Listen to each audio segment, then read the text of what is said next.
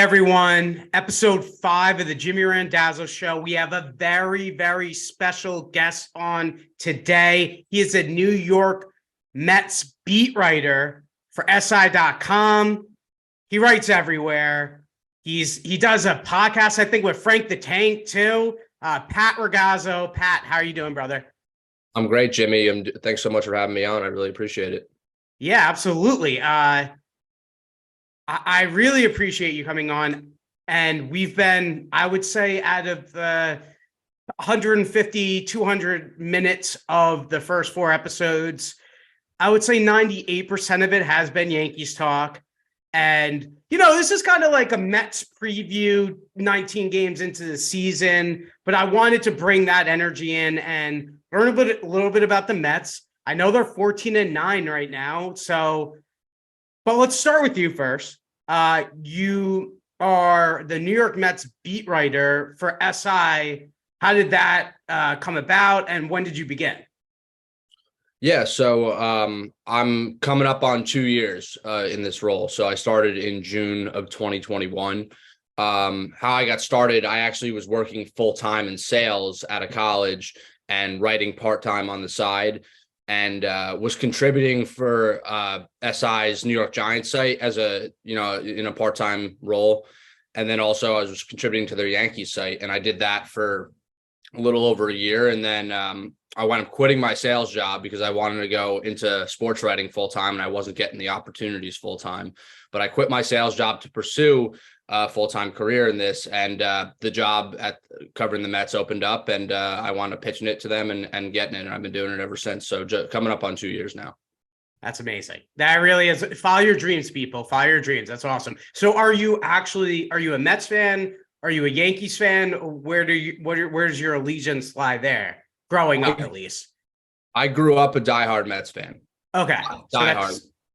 Like watched and followed every single day. Like even like I remember, the really bad years like 2013, 2014, like 2009, just like it didn't matter. Like the Mets would be out of it and I'd still be following on a daily basis or watching on a daily basis, no matter how shitty they were. And there were some bad years, but then things started to look up in 2015, Matt Harvey, Noah Syndergaard, Jacob deGrom. They got Cespedes. They went to the World Series. Like those were some fun years, but yeah, I was a diehard fan, but honestly, the job kind of takes the fandom out of you, I would say, because it's such like a daily grind and you have to be impartial and, you're not writing based off, a rooting sense. You're writing based off what you see. You got to be objective and everything. So, I'm very fortunate to cover the team that I grew up, following and had the most interest in. Like that definitely makes the job a little easier. But yeah, I would say my fandom has kind of been sucked out of me since I started doing this. Yeah, that's fair. That's fair. I mean, I got the same answer. Greg Joyce of the Post was on. He does the Yankees, and he was basically telling me like, yeah, like I'm rooting for fast games at this point.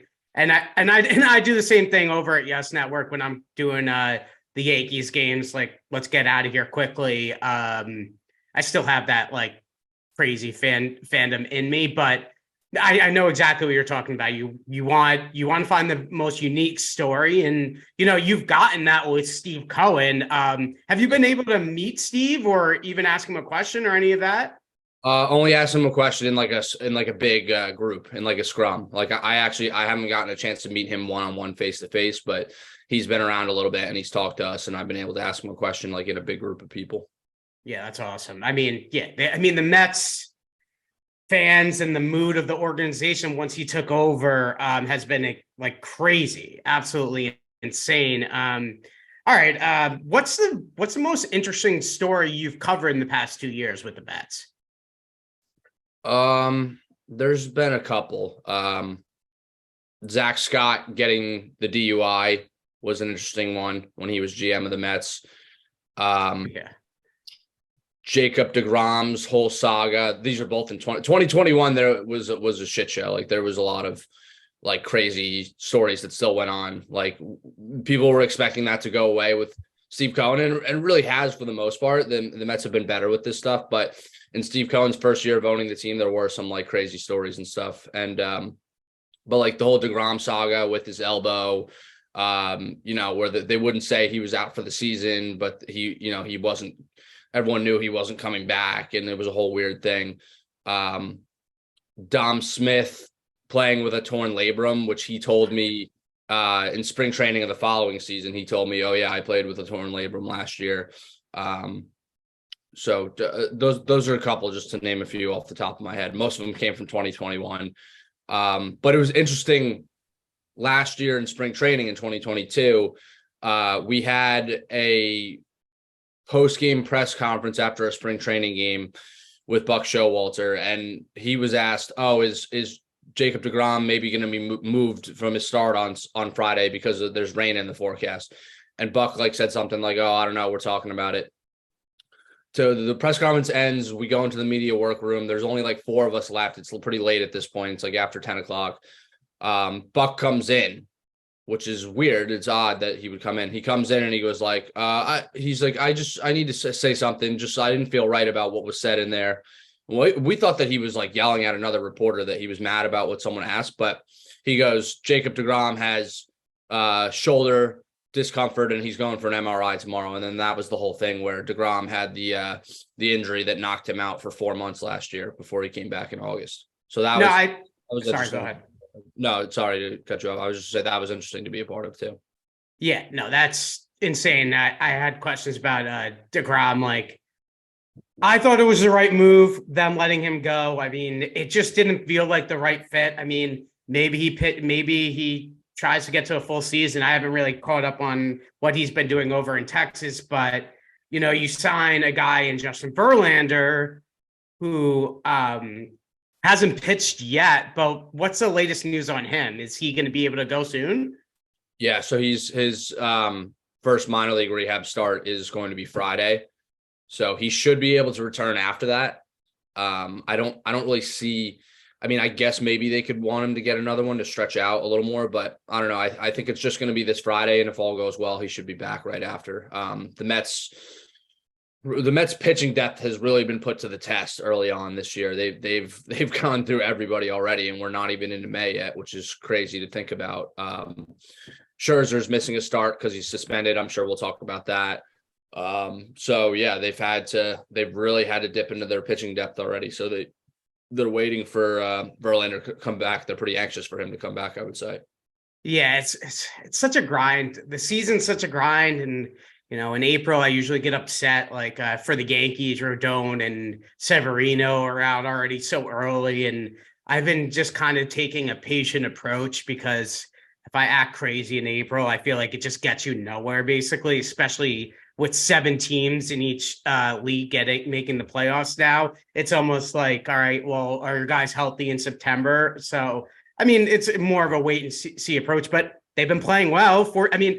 I haven't watched more than 10 seconds on the Mets all year, but 14-9 speaks for itself. They're a half a game out of first place with the Braves. So, but yeah, to touch on Max Scherzer, it was a week ago. It was right after I had asked you if you wanted to be on the show, I think. And, it comes out that Max Scherzer suspended. I think what's umpire's name? Kuzi? What the hell happened with this whole situation? He's the only umpire to ever throw anyone out for sticky substances. So he's done it 3 different times to people. So the whole thing was, Max Scherzer had too much rosin on his hand. He had rosin and sweat. He was too sticky. So he was told to wash his hands. He washed his hands. Then they said his glove was too sticky. He had rosin and whatever on the inside of his glove. Change your glove. Okay. Then he got checked again, and his hands were still too sticky. And what he said was that he was washing off his hands with alcohol. And David Cohn did a pretty cool test on this too. They showed it on ESPN, but David Cohn did the alcohol and rosin test, and it does make your fingers and your hands extremely sticky. So that's why he got thrown out. And he was using legal substances, but he was, I guess, abusing the limit of how much you could use. So they threw him out. And because if you get thrown out for any substance, even if it is legal, it's an automatic 10-game suspension. So that's what happened to them. That's But crazy. I don't know why is he washing it off with alcohol anyways? I don't know. I don't I think that it's crazy. Obviously, like it's a legal substance. How much you use, it's very tactical how you can like a pitcher, but I don't know why he's washing it off with alcohol. I mean, that's crazy. I mean, we saw what happened with Domingo Herman basically 3 days before that. I mean, he had a perfect game at the time too. So I think there was a little bit more leeway because of that. But I mean, guys are gonna. This is, I mean, tale as old as time. Guys are going to try to quote unquote cheat the system, and I don't think Max did anything wrong. He's probably pissed off at the umpire and probably didn't want to like oblige to the nth degree because he just probably was like, screw this guy.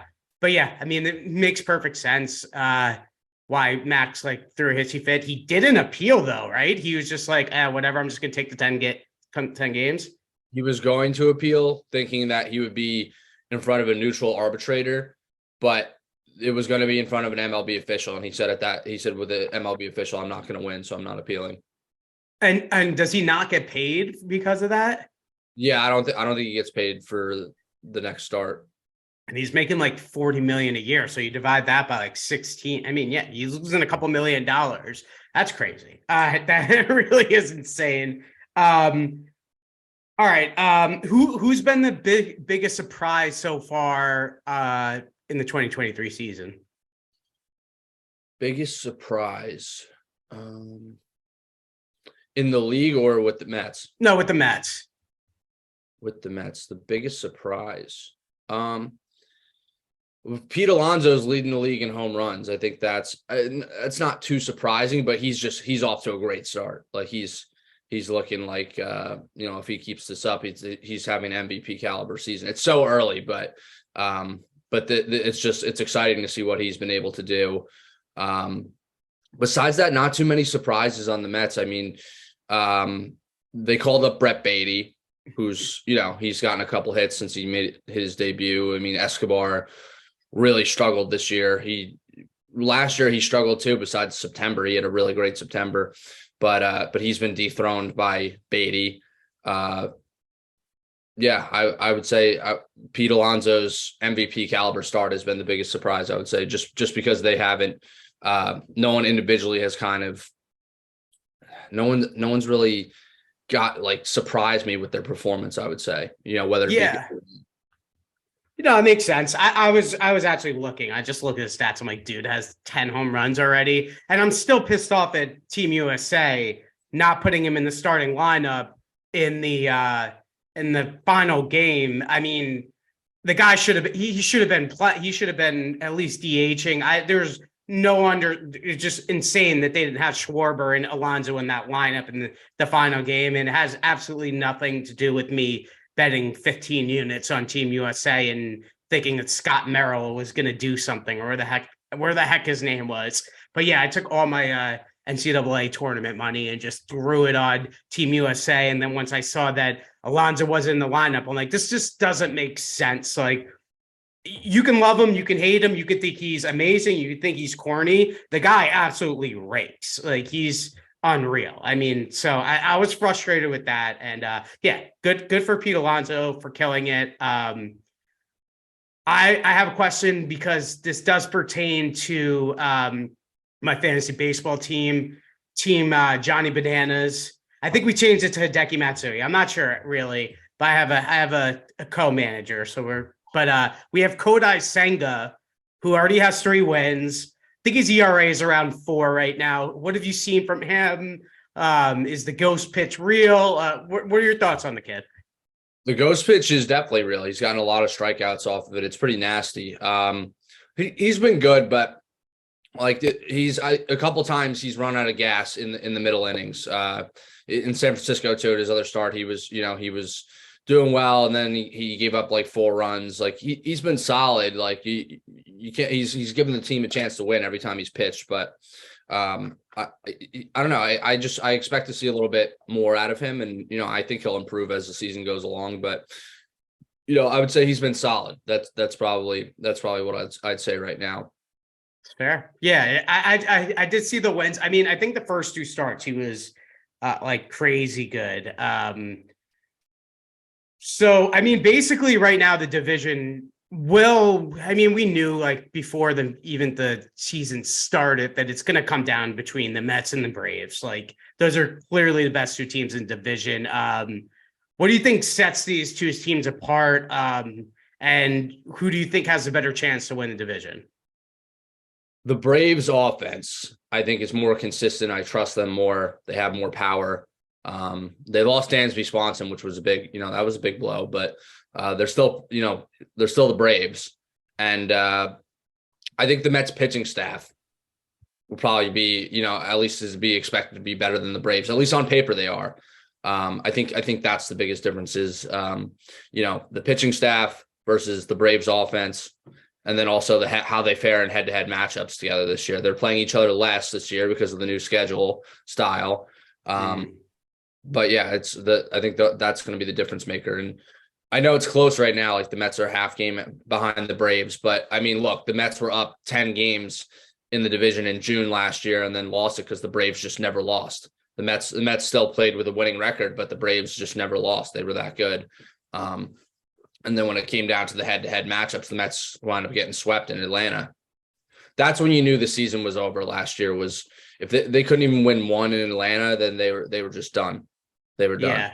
Yeah. Yeah. No, I remember like part of my crew at CBS, there's like, I think it was like eight, like not 7 of the 9 people were huge Mets fans. So, I mean, that was really tough. And even being on the other side, and we gave it to each other all year long last year, like Yankees and Mets fans. It got a little weird at some points this season too with the Yankees and Mets. And I mean, I think it's a great thing for sports when, the Yankees and the Mets were the 2 best teams in baseball, like going into July or whatever. Yeah. So it was crazy to see. And yeah, I totally agree with you. Once you guys got swept, and then, I mean, just like the stars just did not align for the Mets. But I think as an organization, like people just need to continue to just be optimistic about the team because of the fact that Cohen's there. And yeah, like the roster might be comparable to last year, even though they had to spend more this year. But I think at the end of the day, like, what if you have Steve Cohen at the helm, you're going to spend money when you need to. You're going to make trades when you need to. And he clearly doesn't care about money at all. So I think they have the right guy, obviously.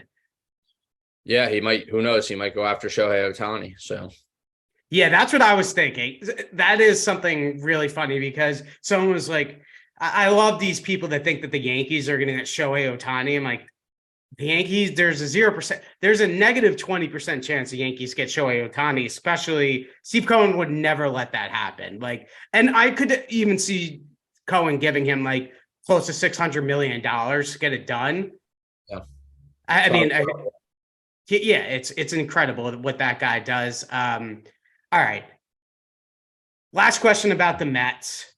Or actually, no, we have a fill in the blank segment, but whatever.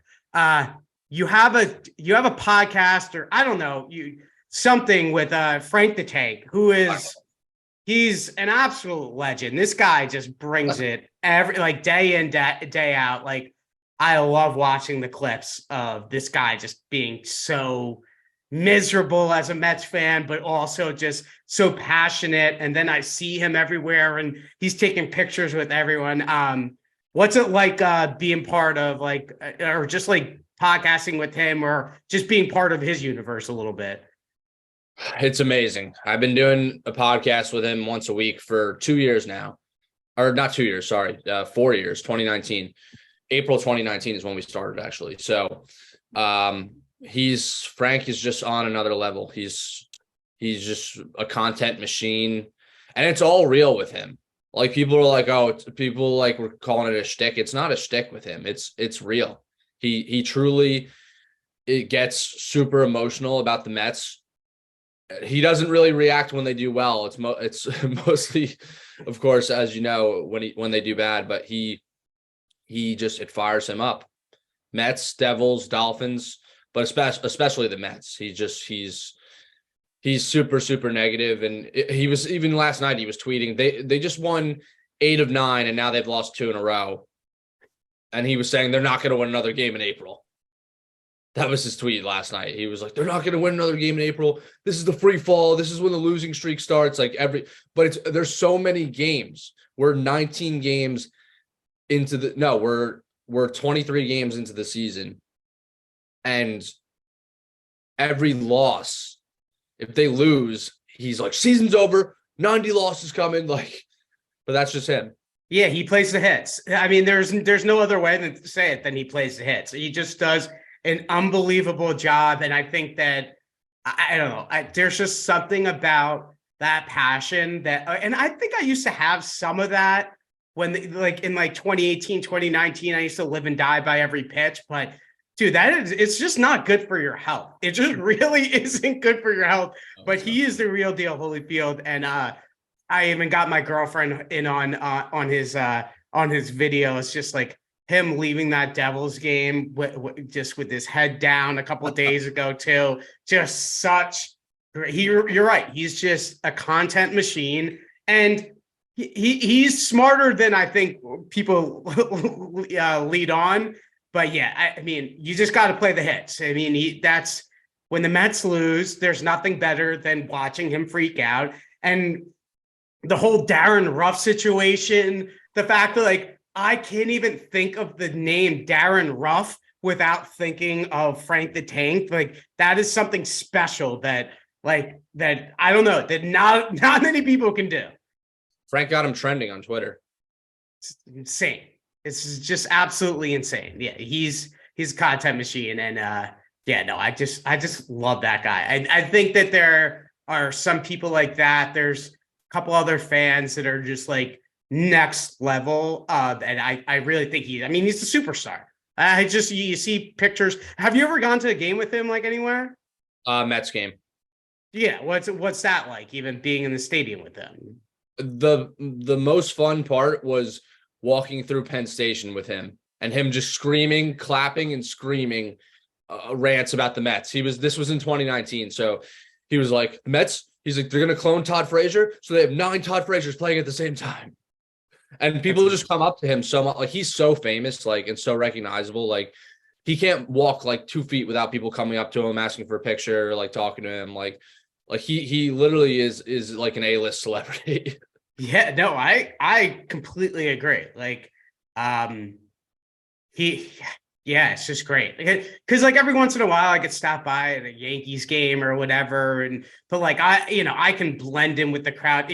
There's no blending in with Frank. He's just one of a kind, and yeah, it's just so fun. I had to ask you about that, and yeah, people check out that podcast because it's unreal. And his disposition with KFC, who I've grown to become more fond of recently because we had a heart-to-heart. He said, you're the only Yankees fan I even really like. So their disposition with each other is hilarious. And I love Clem too. Those guys are all great. But I just had to ask about Frank the Tank because that guy's one of a kind.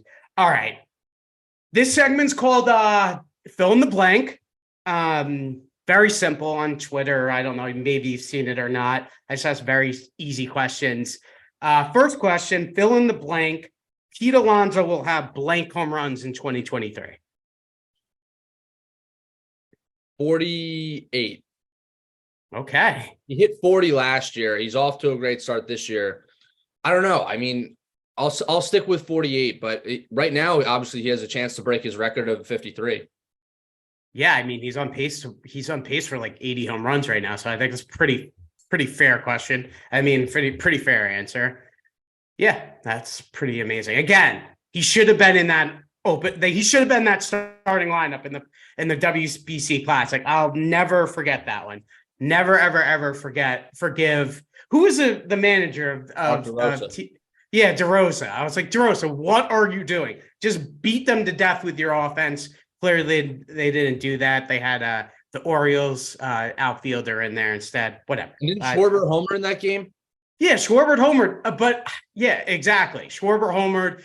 The only thing is, there are some people like Kyle Schwarber. Obviously, he's not a great glove, but Why? Just like to take defense over offense in like a exhibition game. And I know people don't like calling it an exhibition game, but it was an exhibition game. Like it just didn't make sense if Pete Alonso wasn't in that game because he can change an entire game with one swing. I think the Mets, and I still say this even though it's a year later, but I think the Mets made a big mistake not signing Schwarber last year. I think the entire Major League Baseball Yeah. made him like it. Do you like? Can you imagine Schwarber at Yankee Stadium? He Oh, hit. crush it. He accidentally hit 3 home runs when they played the Phillies. Like he's so good. It's unreal. Yeah, yeah. Every single team that didn't sign Kyle Schwarber looks bad because he's just unreal. He's absolutely unreal. All right, Max Scherzer will have blank wins for the Mets in 2023.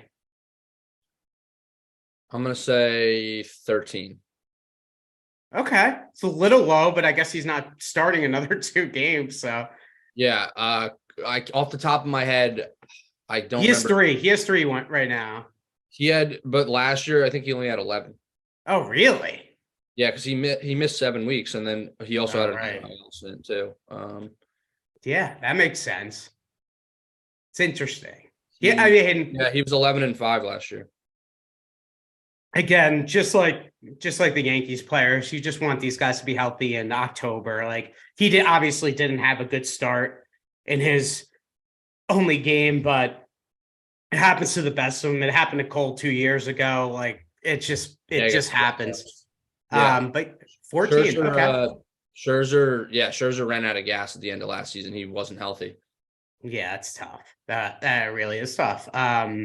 All right, third one. The Mets will win blank games in the 2023 season. 97. Wow. I like that. I like that number. What, they won 100 last year, right? 101. 101. Didn't Cool. win the division. Cool. All right. All right. That's all my Mets questions until the last question. You said you were a Giants fan. It is NFL draft week. So I did a little bit of digging. I know somebody. I have somebody I talk to, and I was going. I know the Giants they're looking for a wide receiver right now. I do know that.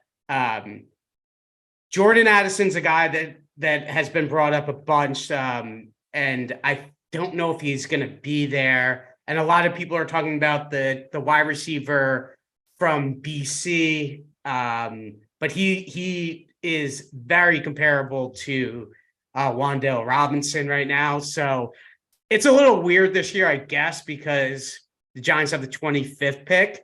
So it's like not as sexy as last year when they had Havon and Evan Neal. But what are your thoughts on the Giants just last year? Any way you want to take it with NFL draft? I did want to give the people like 3 to 5 minutes on it. I obviously I'm pleased with the season they had, and with Dable, with Jones, Barkley being healthy. They won a playoff game. Like they shattered expectations. They weren't supposed to be anything last year. It was supposed to be a transition year, but got to be happy with what they did. And now they're set up, they have the 25th pick in the draft. I like Jordan Addison. I do. I think they need a wide receiver. And I think Jordan Addison, if he's there when the Giants pick, that they'll take him because they need receivers. But I do like some of the things they did in the offseason. I mean, Darren Waller's a star. He's had some health issues the last couple of years, but if he stays healthy, he's a bona fide superstar. I like Paris Campbell too. Paris Campbell had a good year for the Colts last year. 62 catches, 600 something receiving yards, 5 touchdowns. I think that kind of adds, just adds to their wide receiver room. They brought back Darius Slayton, brought back Sterling Shepard, who, I mean, Shepard can't stay healthy, but if he's able to stay on the field this year, it's a bonus. They have Barkley on the franchise tag, which I don't know if they're going to get a long-term deal done with him or not. I guess we'll see how that plays out, but he might wind up playing on the franchise tag this year. But it's good that they have him, at least, that he's right. They signed Jones to that crazy contract, $40 million a season. And, and they were able to franchise tag Barkley. So that's the offense right there. But they need to draft a receiver. They need to have a better draft class than they did last year. I don't like what the draft class did last year. I don't think they were good enough. Kayvon Thibodeau was pretty good. Evan Neal was pretty brutal at right tackle. So you got to hope that he improves. Of course, Andrew Thomas did not do well for the at least the first half of his rookie year, and then he's been great ever since. But you got to kind of hope that Evan Neal got over the growing pains and will be able to hold his own at least this year. But besides that, like guys like Cordell Flott and Dane Belton, and they just the draft class didn't give enough. They need to have a better. Joe Shane needs to have a better draft class this year. Love it. I mean, yeah. I mean, you basically you really grinded. That's a lot of knowledge right there, right? You can do Mets, you can do Giants, you can do it all. That's pretty great. Yeah. No, I wanted to touch on the draft just for a minute. I mean, you basically nailed the Giants. I mean, I'm thinking Aaron Rodgers by day 2 will be a Jet. I think that the Jets want to make their first pick. And once they do make their first pick, they will trade their other assets, the second rounder for this year and the first rounder for next year. I just think that they're in a little bit of a bind because they probably have these guys that they like, and they need an offensive lineman pretty badly, especially with what's the guy's name that they had that keeps on getting hurt on offensive line? Elijah Vera Tucker. Well, him, and who was the guy that they drafted 2 years ago at the top? Becton. Becton can't stay healthy. So now none of these guys can stay healthy for them. But yeah, they're going to go offensive line. I would assume just because they already have Garrett Wilson, the wide receivers are good for the first time for the Jets in 20 years basically. And I would assume that they go offensive line to try to protect Aaron Rodgers if that happens. And other than that, basically, it looks like it's just going to be Bryce Young. And I mean, all these quarterbacks, I don't really love any of them besides Bryce Young. I'm a little bit biased when it comes to players from Alabama, because if you told me that if the Giants had their draft was already done and they had 7 players from Alabama, I would consider that a win without even knowing whoever the players are. Bryce Young he's not thick enough probably right now, but I think that changes when you get him into a weight room with like legit trainers and stuff. I think you can add 15 pounds to anybody if you really want to. He apparently blew off the Manning Passing Academy, which people aren't happy about. Yeah, I saw that. I mean, I don't really know the details of all of that, but it's not a good look. But also at the same time, and I love the Mannings. Like, I would never say a bad word about the Mannings, but the guy's going first overall probably, and if he's not, he's going 2 to the Texans. So like, I guess he didn't really want to do it. I don't know. Very weird for him not to do it. But what is he going to fall to 2? If like that's probably going to happen, because the Texans have 2 and they have 12, I believe, and they're probably going for the wide receiver out of TCU, Quentin Johnson, who's an absolute monster. All right. I mean, any other thoughts you have on, or any predictions for the NFL draft? Any other stuff on that? The Giants need interior offensive line too. Okay. And they need corners. Yeah, I saw that. So like, I just looked at a few mock drafts, and if they don't get Addison, a lot of people see them pivoting to cornerback. But I agree with you. Wide receiver, cornerback, center. I love a center. I'm a big guy, a big believer in a center. And then we just have to see how it shakes out with Saquon Barkley. He's saying he doesn't want to play until he gets a deal done, which is absolutely insane. And my bold prediction, let me give me a bold prediction right here. If Saquon Barkley doesn't get a deal done, he will be traded to the Buffalo Bills. Wow. I just feel it. I think it's good for both teams. I think the Bills need to make a splash soon. The Bills' only deficiency really is at running back. And if they have Saquon, they can compete with the Chiefs and the Bengals. So that's kind of my thought process. Hey, maybe we give up Saquon. They're not really built to win this year yet. Got a couple draft picks for next year. I think it's a win-win. And but realistically, as much as you said, like you didn't think that Schoen drafted well, and I do tend to agree with that.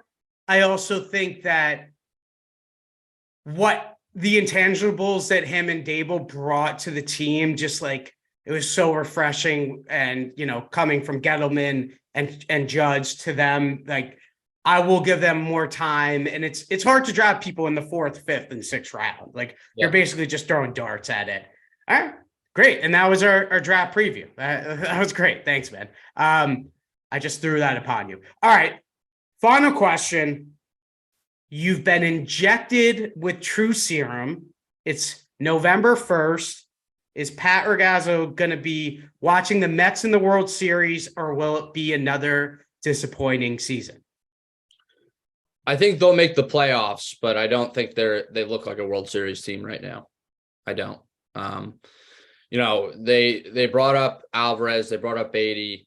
It'd be nice to see those guys start to make an impact as the season goes along. Interesting to see what they do at the trade deadline as well. But right now, the Mets are a playoff team. They're not a World Series team. Yeah, that's fair. I mean, everybody that comes on, everybody's saying no. So other than Mario Gomez, who did say the Yankees are going to make the World Series, which I find it tough right now, considering that Clark Schmidt is pitching every 5 days. But that's just, I've yet to go one episode without mentioning Clark Schmidt, so I had to do it. I think his spots in the bullpen. I think he's a good long reliever. I think that's his role. Yeah, I mean, maybe for the Brewers or the Colorado Rockies or any other team besides the New York Yankees, I'd give him to the Mets for free.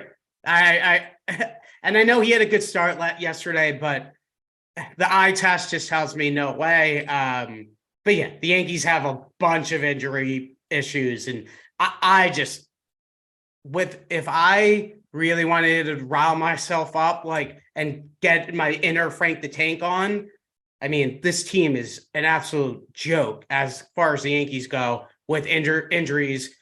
Giancarlo Stanton can't run to second base. Decelerating to second base is the reason why he's out for 6 weeks. We paid $178 million to Carlos Rodon, who hasn't pitched yet because his back is barking. Luis Severino hasn't been healthy for one season in 55 years. So, yeah. And I just wanted to make it more natural of an environment for you by complaining a little bit before I got you out of here.